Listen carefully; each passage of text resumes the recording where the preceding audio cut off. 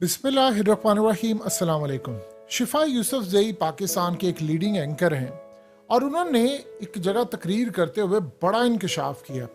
उन्होंने कहा कि अरशद शरीफ जब पाकिस्तान से गया था उस वक्त जो चला गया, जब वो आया उसके सारे मामलात हुए तो हमें मना किया गया था कि आपने अरशद शरीफ पर कोई प्रोग्राम नहीं करना। जाहिर सी बात है, उन्होंने कहा कि उनके चैनल की तरफ से उनको कहा गया था कि आपने प्रोग्राम नहीं करना।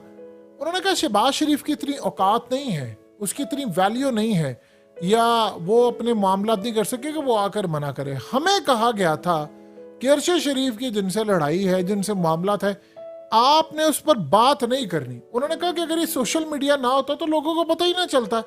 उन्होंने कहा कि अरशद शरीफ पर किसी प्रोग्राम में डिस्कस करने से इनकार कर दिया था, उनकी जान भी चली गई तो इनकार कर दिया। फिर कहा गया इमरान रियाज पर कोई प्रोग्राम ना कर पाए। अब आप इमेजिन कर लीजिए कि हारून रशीद ने जो बात की है, आप उसके साथ जरा कड़ियां मिलाइए। हारून रशीद ने कहा है कि इमरान खान को आरिफ अलवी ने आकर पैगाम दिया है कि आपने अरशद शरीफ कत्ल केस की तहकीकात नहीं करवानी, अमरीकी साइफर की तहकीकात नहीं करवानी और आपने नवाज शरीफ को माफ करना है। अब आप इन तमाम सूरत हाल में एक बात बता दीजिए, नवाज शरीफ और आसिफ जरदारी का इमरान खान लूटा पैसा क्यों नहीं ला सके? अब आपको समझ आ गई भाई, ये तो साहब कोई चाहता ही नहीं है इस मुल्क के अंदर हो। अब नैब किसके कंट्रोल में है, अब ये किसके कंट्रोल में है, आपका मीडिया किसके कंट्रोल में है, आपकी ब्यूरोक्रेसी कौन कंट्रोल करता है, आपकी पुलिस कौन कंट्रोल करती है, आपके सियासतदानों को कौन कंट्रोल करता है? जब ये सारे का सारा मुल्क का निजाम सियासतदान नहीं कर पा रहे, अब शिफा यूसुफ जई को आप अंदाजा कीजिए, वो कह रही है कि अगर हमने प्रोग्राम किए होते तो आज अरशद शरीफ का ये हाल ना होता। आप जरा अंदाजा कर लें कि अगर सूरत हाल का अंदाजा आप लगाएं, ये लेवल हो चुका है तो फिर चीजें किस लेवल पर जाकर रुकेंगी। यानी शिफा यूसुफ जई जैसी एक लेडी आकर ये बात कह रही हैं जिन पर आप जरा गौर कीजिएगा, सब तूर ने उन पर गलाजत बकी। आज तक ये खातून जाकर दर दर कहती रही है कि यार इंसाफ चाहिए, इसको इंसाफ नहीं मिला। आप यहां से अंदाजा लगा सकते हैं इस मुल्क की क्या सूरत हाल है। देखिए, जहां तक अरशद शरीफ का मामला है, उनकी मिसेस ने ऑलरेडी कह दिया। आप गौर कीजिए, ना उनकी फैमिली ना उनकी माँ, ये जितने बड़े बड़े एंकर्स हैं, जरा जाकर उनकी माँ का इंटरव्यू तो ले ले। अगर CNN पर इंटरव्यू चल सकता है तो बाकी चैनल्स पर क्यों नहीं हो पाएगा? देखिए, जो सूरत हाल यहाँ पर पैदा हुई है, वो शिफा यूसुफ जई ने जो बात की है वो बड़ी क्लियर हो चुकी है। आप एक चीज ज़हन में रखिएगा, यहाँ आपके साथ जो होने जा रहा है, इन्होंने आपको बताना नहीं है आपके मुल्क में पीछे हो क्या रहा है। आप इस वक्त दोनों जानिब तबाही की तरफ हैं। अगर आपको IMF अप्रूव कर देता है तो आप बस खुदा को आगे बिल्कुल उसके सजदा रेज हो जाएं और माफी तलब करें, क्योंकि जो शराइत उसने रखी हैं वो 2 महीने बाद इतनी खतरनाक होगी। पहली आपने शर्त पूरी करनी है, 2-2.5 महीने बाद फिर पूरी करनी है, फिर 2-2.5 महीने बाद नहीं करेंगे डिफॉल्ट कर जाएंगे। और वो शराइत क्या है? अभी इन्होंने आपको 80 रुपए पेट्रोल महंगा करना है, फिर उसके बाद आप ये देखिए कि सारे का सारा फोकस कहां पर है? इमरान खान को तुम दो, आप फवाद चौधरी को तुम दो, अरशद शरीफ पर नहीं डिस्कस करना। इमरान रियाज वो चीखता रह रहा है कि यार ये हो क्या गया है, लेकिन मामला नहीं। आपने अगर इस वक्त IMF की शराइ जाननी है, वो तबाहकुन है, यानी वो इतनी खतरनाक है कि एहसन इकबाल जैसा बंदा कहता है फसादात होने का खतरा है। क्यों? क्योंकि अभी उन्होंने तेल की कीमतें आपकी 300 से अबव जानी है, डॉलर आपका 350 से अबव जाना है, और आप ये देखिए कि डॉलर रुक ही नहीं रहा। यानी इस तरह फ्री फॉल हो गई है करेंसी आपकी कि दुनिया का कोई बंदा इन्वेस्ट करने को तैयार ही नहीं है आपके मुल्क के अंदर।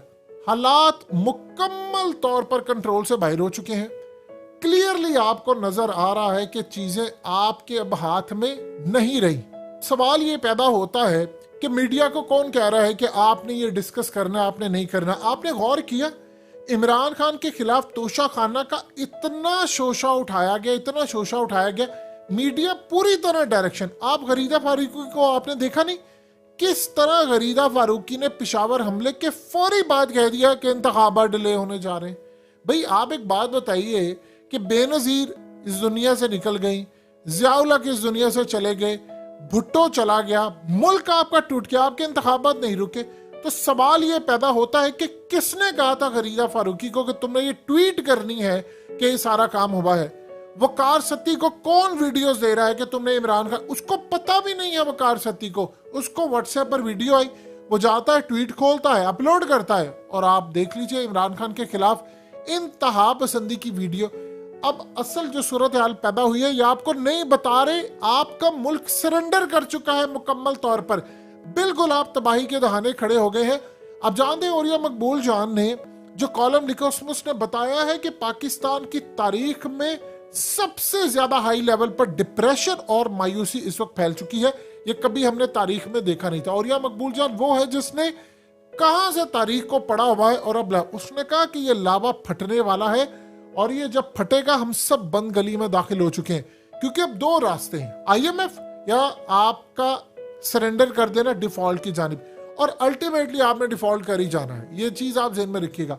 आप बताइए 2 सालों में आप $75 अरब कहां से लेकर आएंगे? सऊदी अरब आपको देगा, क्यों देगा वो? उसने क्या हमें पाला हुआ है? या UAE देगा या चाइना देगा? आपने चाइना को नाराज किया। आप जरा गौर कीजिए, आज मंजूर पश्तीन का मामला लोग पूछ रहे हैं कि इंसाफ का दोहरा मयार दोनों के लिए क्यों है। आजम सवाती को आप नंगा करें, आप मारें क्योंकि वो एक बंदे के खिलाफ ट्वीट करे, वो मंजूर पश्तीन कहता है ट्वीट करके सारी दुनिया के सामने कि भाई साहब इस मुल्क में अब दहशतगर्दी होने वाली है, और यहाँ पर हम अमेरिका से पैसे लेके पहले दहशतगर्द पालते हैं जो 2 होते हैं, और फिर चाइना से पैसे लेकर एक को मार देते एक छोड़ देते ताकि धंधा चलता रहे। आप सोचिए ये बात अगर किसी PTI किसी और वाले बंदे ने की होती, अब तक उसका क्या हाल होता है जो नया कॉन्सेप्ट पाकिस्तान में आया है। आप घर में होते हैं, अचानक आपको नामालूम अफराद आते हैं, वो ले जाते हैं, फिर उसके बाद सुबह आपको FI के हवाले कर दिया जाता है, वो कहाँ पर लेकर जाते हैं, और जब आपको लेकर जाते हो तो फिर बताया जाता है कि जी ये आप पर मुकदमा था। फवाद चौधरी के साथ क्या हो रहा है, बाकियों के साथ क्या हो रहा है, आए इमरान खान को भी गिरफ्तार करने थे। आप जानते हैं इमरान खान इस वक्त क्या करें, एक ड्यूटी लगी हुई है कि आज 500 बंदे आएंगे फलाने शहर से, आज झंग से, आज फैसलाबाद से, आज लाहौर के फलाना, वो ड्यूटी लगी हुई है। PTI वालों ने इमरान खान को बचाने के लिए 500 बंदे डेली आते हैं, वहां पर खाना चल रहा है, इमरान खान के चाहने वाले पैसे दे रहे हैं कि यार लोग आते हैं उनका इंतजाम करें, इस तरह इमरान खान को बचाया जा रहा है। वरना उसकी तो सारी सिक्योरिटी ले लिया आपने जो कमांडोज थे खैबर पख्तूनख्वा के वो भी ले लिए। तो आपके मुल्क के अंदर जो सूरत हाल है आपको पता ही नहीं, आपका जो एक्स प्राइम मिनिस्टर है वो जिंदा रहेगा या नहीं रहेगा। जब आपके मुल्क की सूरत हाल है आप कैसे कह सकते हैं कि कोई आकर इन्वेस्ट करेगा? अब आप बताइए कि अगर UAE या सऊदी अरेबिया या चाइना दीगर ममालिक में इन्वेस्ट कर सकते हैं तो वो आपके मुल्क में भी करना चाह रहे हैं। आपके मुल्क में ओवरसीज पाकिस्तानी प्लॉट लेने को तैयार नहीं है। जब वो प्लॉट लेने को तैयार नहीं है तो बताइए गैर मुल्की कहां से इन्वेस्ट करेगा? तो शर्म होती है। थोड़ा सा हम एहसास कर ले कि मुल्क बिल्कुल कब्र में जा रहा है। और अमजद शुएब की बात बिल्कुल इस वक्त सच साबित हो रही है, जो कि रियल बात है। उन्होंने एक ही बात कही है, उन्होंने कहा है कि जी मैं सिंपल सी बात कहता हूं कि chief justice of Pakistan check कर लें किसको मिशन दिया गया था पाकिस्तान को तबाह करने का। अगर आपको ये बात समझ आ जाती है तो आपको बाकी सारी चीजें भी समझ आ जाएंगी। इस पर वो कह रहे हैं कि चीफ जस्टिस तहकीकात करें।